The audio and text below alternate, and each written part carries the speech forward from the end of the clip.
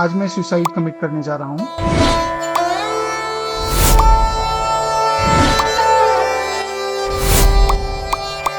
Everything in the system is for women, not for men. मेरे बच्चा को इंसाफ दिलवा दीजिए, बस और कुछ नहीं चाहिए। अतुल सुभाष एआई इंजीनियर की आत्महत्या कानून के रखवालों पे एक तमाचा है। 24 पेज के सुसाइड नोट और 81 मिनट के वीडियो ने भारत में न्याय ना मिलने पर क्या हो सकता है उसका उदाहरण है अतुल सुभाष का ये केस। आखिर ये अतुल सुभाष हैं कौन? मूल रूप से समस्तीपुर बिहार के रहने वाले अतुल निकिता की शादी 2019 अप्रैल में हुई थी। शादी.com से अतुल निकिता की मुलाकात हुई। मुलाकात के कुछ महीनों बाद जनवरी 2019 में उनकी एंगेजमेंट हुई और उनका 2 साल का एक बच्चा है। अतुल बेंगलोर के एक प्राइवेट कंपनी में एआई इंजीनियर के पद पे काम करते थे। इसमें अब तक क्या हुआ? शादी के 2 साल बाद निकिता ने अतुल पर दहेज उत्पीड़न और अप्राकृतिक यौन उत्पीड़न सहित कई अन्य धाराओं में केस दर्ज किया। ये आरोप बताने से पहले आपको मृतक अतुल सुभाष की इनसाइड स्टोरी को जानना चाहिए। सुसाइड से पहले अतुल सुभाष के साथ क्या हुआ? इंडिया टुडे की रिपोर्ट के मुताबिक मृतक के पिता पवन कुमार ने कहा, कोर्ट के लोग कानून के अनुसार काम नहीं करते, यहाँ तक कि सुप्रीम कोर्ट के नियमों को भी दरकिनार किया जाता है। उन्हें कम से कम बेंगलुरु से जौनपुर केस के लिए 40 बार जाना पड़ा। उन्होंने बताया उनकी पत्नी निकिता, सास, साला और चाचा ने उन्हें झूठे मामलों में फंसाया। अतुल के ससुर की मौत बीमारी से हुई, लेकिन इसमें अतुल के ऊपर हत्या का मामला दर्ज हुआ, जो मैं आगे आपको एक्सप्लेन करूंगा। अतुल के भाई विकास की शिकायत पर मराठाहल्ली स्टेशन में बीएनएस की अनेक धाराओं में मुकदमा दायर किया गया है। सुसाइड नोट में लिखा, न्याय मिल जाए तो अस्थियां गंगा में, नहीं तो कोर्ट के बाहर गटर में प्रवाहित कर देना। अतुल सुभाष का कहना है, मैं पैसे देने से मना करता हूँ, मैं मौत को गले लगाता हूँ, क्योंकि मैं यह नहीं चाहता कि मेरे विरोधी इन पैसों को मेरे घर वालों को परेशान करने के लिए लगाएं। मृतक के भाई विकास ने कुछ ऐसी बातें कही हैं जो सुनना आपको जरूर चाहिए। इस देश का कानून जो महिलाओं के साथ होने वाले उत्पीड़न के लिए बनाए गए थे, अब उसका नाजायज फायदा उठाया जा रहा है। मेरे भाई ने लड़ाई लड़ी, लेकिन वो हमें छोड़कर चला गया। मैं भारत सरकार और राष्ट्रपति से अनुरोध करता हूँ, अगर वह सच के साथ हैं तो मेरे भाई को न्याय मिलना चाहिए।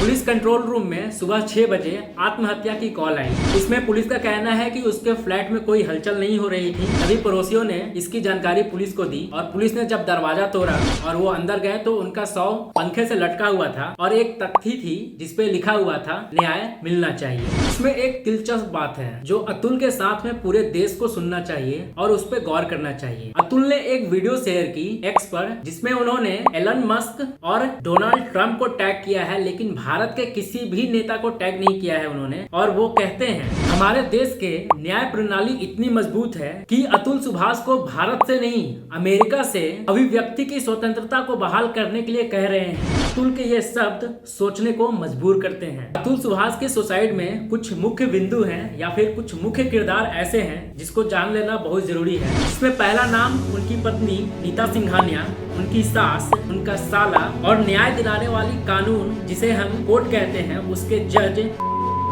माधव। अतुल सुभाष के मुताबिक ये वो लोग हैं जिनके कारण वो ये सुसाइड अटेम्प्ट कर रहे हैं। Number of cases is Atul Subhash is 9, 6 lower court और 3 हाई कोर्ट और एक केस अतुल सुभाष ने हाई कोर्ट में दायर की। वो केस क्या है वो मैं आगे आपको एक्सप्लेन करूंगा। मर्डर केस ऑन फैमिली धारा 302, अननेचुरल सेक्स धारा 377, आईपीसी की धारा 498A, 323, 406, 504 and 506, dowry provision act धारा 3/4 के अंतर्गत आईपीसी की धारा 156/3 ये केस दायर की गई है 2022 में। And Nikita Singhania withdraw the case after 3 month. ये जो केस की धाराएं लगाई गई हैं इसमें बेल मिलना मुश्किल है। निकिता ने केस विथड्रॉ क्यों किया इसका जवाब नहीं है। पत्नी ने कोर्ट में सबसे पहले इनकम 40 लाख बताई और फिर उसको रिवर्स करके 80 लाख बताई। अतुल की पत्नी निकिता का कहना है अतुल ने उनको और उनके बच्चे को 10 लाख की रकम के लिए उन्हें छोड़ दिया। जब ये केस चल रहा था तब निकिता सिंघानिया ने किस किस केस से खुद को हटाया, यानी वो विड्रॉ कर लिए, वो मान ली कि ये झूठा केस उन्होंने अतुल सिंघानिया पे किया था। मैं वो लिस्ट आपको एक दिखाता हूँ। अतुल की पत्नी निकिता सिंघानिया ने आईपीसी की धारा 125 क्रॉस एग्जामिनेशन में ये स्वीकार किया कि उनके पिता की मृत्यु लंबे समय की बीमारी की वजह से हुआ। 2023 अक्टूबर नवंबर के दरमियान में उन्होंने ये स्वीकार किया। इसमें एक दिलचस्प बात है, निकिता के पिता की मृत्यु 2019 में हुई थी और इस केस का जजमेंट 2023 अक्टूबर और नवंबर में आया। 2019 में निकिता ने कहा कि दहेज मांगने के कारण उनके पिता की मौत हुई। यहाँ पे निकिता कह रही हैं, ये स्वीकार करती हैं कि उनके पिता की मृत्यु लंबे समय से हो रही बीमारी के कारण हुआ। उनके पिता की मृत्यु ब्लड क्लाउड ब्रेन में जाने की वजह से हुई। दूसरा जो केस है अननेचुरल सेक्स, धारा 377, no medical proof on unnatural sex between Atul and Nikita on her relationship. Atul said that there has been no natural or unnatural sex in the last 6 months. दोस्तों कुछ बातें काफी sensitive है जो अतुल ने अपने video में बताई है, मैं वो बोलना नहीं चाहता पर मैं नीचे मेंशन कर दे रहा हूँ कि वो क्या है। सीआरपीसी की धारा 125 मेंटेनेंस, जज कोर्ट में दाखिल हुई। 2 लाख प्रति माह मेंटेनेंस के रूप में अतुल सिंघानिया से मांगा गया। 1 लाख बच्चे के लिए और 1 लाख पत्नी के लिए। 1 लाख बच्चे के लिए उस वक्त जब बच्चा 2 साल से भी छोटा है।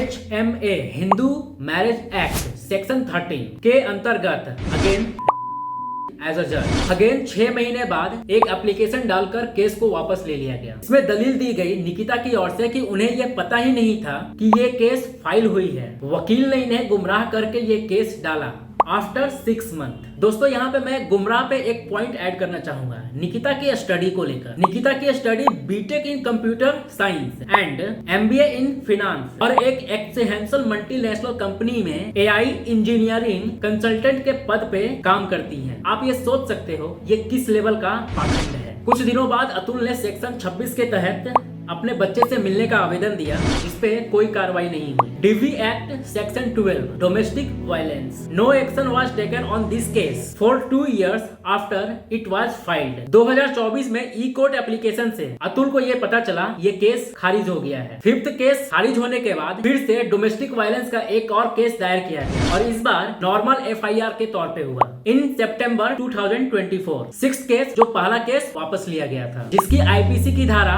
498A 323 504 506 डाउरी 3/4 दहेज को लेकर निकिता ने फिर केस किया। 7th केस हाई कोर्ट में फाइल की जाती है CRPC 125 की केस को फास्ट ट्रैक करने के लिए, जिसमें हाई कोर्ट ने 6 महीने में रिजल्ट देने को कहा। 8वां केस 498A इसे भी फास्ट ट्रैक करने के लिए कोर्ट में कहा जाता है और हाई कोर्ट फिर से कहती है इस कोर्ट का भी रिजल्ट आपको 1 साल के अंदर देना है। ये डायरेक्शन उन्हें हाई कोर्ट की ओर से जनवरी 2024 में मिल जाता है, पर इसमें एक ट्विस्ट है। लोअर कोर्ट को एप्लीकेशन 8 महीने बाद दी जाती है और उसकी टाइम पीरियड 1 साल ही है। 1 साल के अंदर में आपको रिजल्ट देना है, लेकिन 8 महीने लेट लोअर कोर्ट में एप्लीकेशन दायर की गई। दोस्तों मैंने अतुल सुहास की पूरी वीडियो देखी है और उस वीडियो के तौर पे मैं कहना चाहूंगा अगर अतुल के वकील को ये बात पता थी दोनों केस को फास्ट ट्रैक किया गया है और दोनों केस एक ही कोर्ट के अंदर में चलेगा, उन्हें ये पिटीशन दायर करनी चाहिए कि दोनों केस को एक ही डेट में दे दिया जाए और एक ही डेट में दोनों का सुनवाई किया जाए। अतुल के वकील ने क्यों नहीं की, इसका जवाब तो वही दे सकते हैं। 9th केस बेहद दिलचस्प है।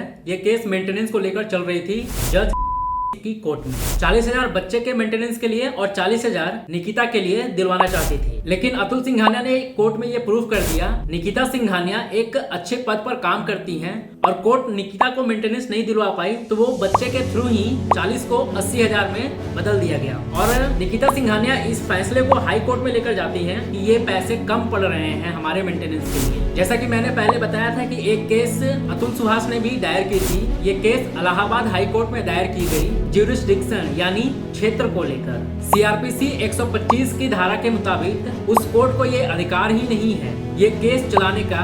As per CRPC 126 a wife can only file the case from the face if she has gotten married there. Atul said Jaunpur was not the place he and she married. Second, Bangalore is a matrimonial home. Jaunpur was not. Third, she last resided with the husband Atul Subhas said the Bangalore was the place where we last resided, not Jaunpur. This is as per the law. मैंने एक अहम चीज छोड़ी है इसमें और वो मैं चाह रहा था कि मैं जानबूझकर उसे लास्ट में डिस्कस करूं, क्योंकि वो पॉइंट किसी और साइड में ही लेके चला जाता। डाउरी का एक केस निकिता सिंघानिया ने अतुल के ऊपर डाला था, जिसमें उन्होंने एक कहा कि पिता की मृत्यु भी उसी वजह से हुई थी, और फिर वो वापस उस केस से पलट गई कि नहीं ऐसा नहीं है, वो लंबे समय की बीमारी की वजह से हुआ, जो मैंने आपको बताया कि ब्लड क्लाउड ब्रेन में जाने की वजह से हुआ। जो पैसे को लेकर लेन देन की बात हुई है उसको समझना बहुत जरूरी है। जब तक केस फाइल नहीं हुई थी तब तक निकिता सिंघानिया की क्या डिमांड थी और केस फाइल होने के बाद निकिता सिंघानिया की क्या डिमांड थी, दोनों परिवारों के बीच में क्या पैसों का लेन देन हुआ, किनके साइड से हुआ, मैं वो बता रहा हूँ। और ये बात इस केस का सबसे अहम पॉइंट है। जज Jaunpur principal family court, CrPC की धारा 125 2 लाख का डिमांड है। साथ में डीडी में कुछ और भी डिमांड की गई है जो अतुल ने कहा कि मैंने वो नहीं देखा है। सोशल लेवल पे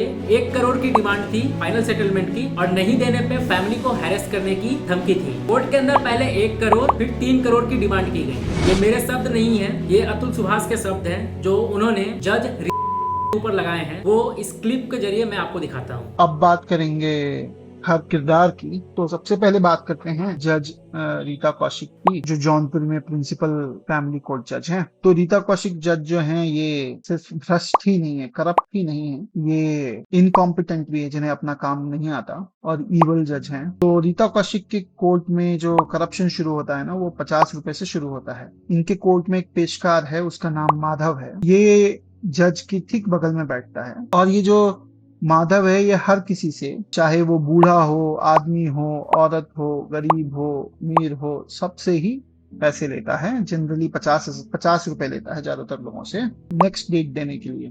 तो ये कोर्ट में रीता कौशिक जज के सामने ही पैसे लेता है, ये मैं बताने की कोशिश कर रहा हूँ। लेकिन रीता कौशिक जज जो है वो करप्ट है, ये मुझे पता है, क्योंकि उन्होंने खुद मुझसे घूस के पैसे मांगे। अब मैं आपको ये भी बताऊंगा कि क्यों मैं सुसाइड कर रहा हूँ। 21 मार्च 2024 को मेरा क्रॉस होने के पहले लंच के बाद सेकंड हाफ में क्रॉस होता है जनरली जौनपुर कोर्ट में, रीता कौशिक के कोर्ट में। तो मैं जाकर बैठा था लंच के टाइम पे, उसके बाद क्रॉस होना था मेरा। मुझे जब मैं गया कोर्ट में तो अंदर बुलाया गया।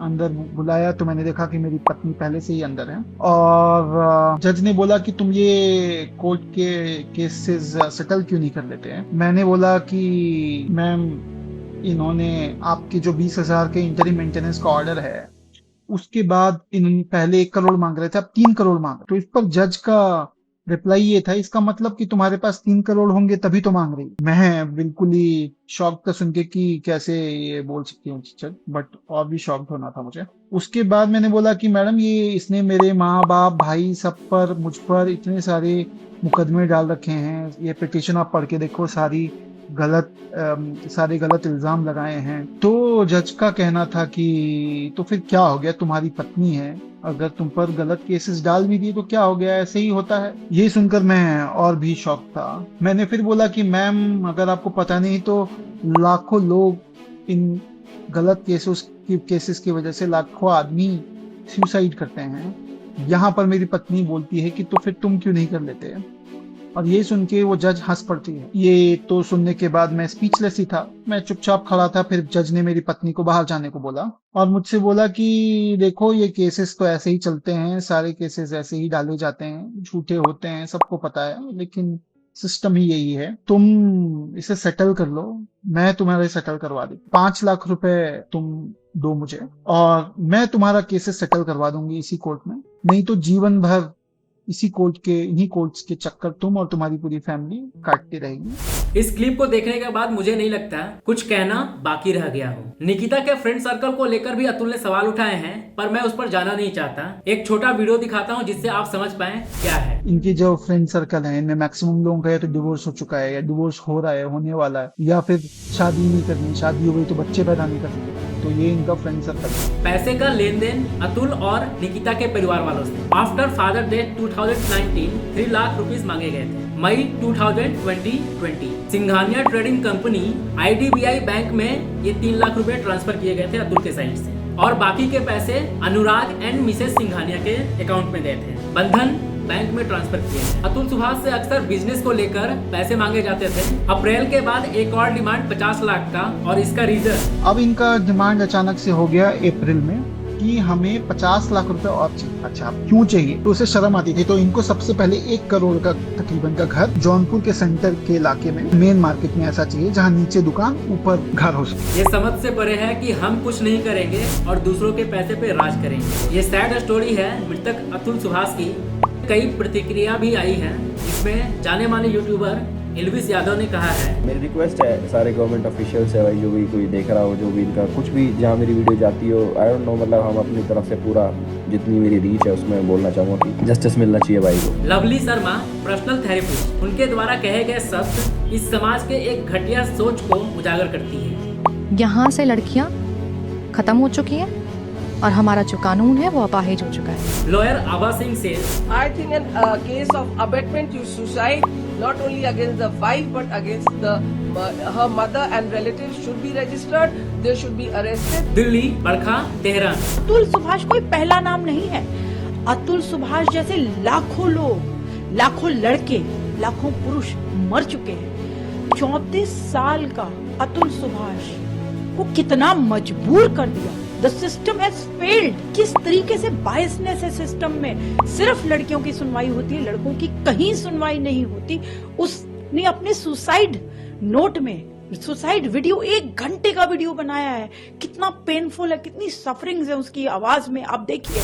2011 की जनगणना के मुताबिक भारत में तलाक के मामले 13,62,000 से ज्यादा आ चुके हैं। ये कुल आबादी का 0.11% है। आंकड़ा छोटा जरूर है पर नंबर बहुत बड़े हैं। इसमें जो भी पॉइंट्स बताए गए हैं वो पूरी तरह से अभी तक के एविडेंस के तौर पर मौजूद हैं। मैं एक क्लिप के साथ में आपको छोड़ जा रहा हूँ, आप इस क्लिप को देखें और समझें क्या इस देश की कानून में बदलाव की जरूरत है या नहीं। मुझे खुद को ही खत्म कर लेना बेस्ट है मेरे लिए, क्योंकि जो मैं पैसे कमा रहा हूँ उसी से मैं अपने दुश्मन को बलवान बना रहा हूँ। वही पैसे मुझे ही बर्बाद करने के लिए यूज हो रहे हैं और ये साइकिल बढ़ता ही रहेगा, है ना। मेरे ही टैक्सेस के पैसे से ये कोर्ट, ये पुलिस सिस्टम मुझे और मेरी फैमिली को और बाकी लोगों को भी हैरास करेगा जो अच्छे लोग हैं। मेरे मरे हुए शरीर के आसपास मेरी पत्नी या उसका परिवार की तरफ से कोई नहीं आना चाहिए। मेरा अस्थि विसर्जन तब तक नहीं होना चाहिए जब तक मेरे हरासर्स को पनिशमेंट नहीं मिलता है, तो मेरा अस्थि विसर्जन ना हो। अगर इतने सारी चीजें, एविडेंस और सब कुछ होने के बाद भी अगर कोर्ट, ये जज और मेरे बाकी के हरासर्स को पनिशमेंट नहीं देती है और बरी कर देती है, तो मेरा जो अस्थि है वहीं कोर्ट के बाहर किसी गटर में बहा देना चाहिए। जुडिशियरी से मेरी एक दरख्वास्त है कि मेरे माँ बाप और भाई को इन फॉल्स केसेस में और हरास नहीं किया जाए और मेरे हरासर्स को और इस करप्ट जज को और ये माधव का भी इन्वेस्टिगेशन होना चाहिए। माफ करना, जिस उम्र में मुझे अपने मम्मी पापा का सहारा बनना था उस उम्र में उन्हें हमेशा के लिए दुख देके जा रहा हूँ। ऐसा फिलहाल इस पे कोई फाइनल जजमेंट नहीं आया है। अभी तक जितने भी पॉइंट्स दिखे हैं वो आउटसाइड स्टोरी पे आधारित है। इसकी इनसाइड स्टोरी जांच का विषय है जो खुद जांच के घेरे में है। क्या भारत की कोर्ट अतुल सुभाष को न्याय दिला पाएगी? कानून से काली पट्टी तो हटा दी गई है, क्या कानून सक्षम है अतुल को न्याय दिलाने में? उस जज से जरूर पूछना चाहिए जिसपे 5 लाख का सेटलमेंट का आरोप है।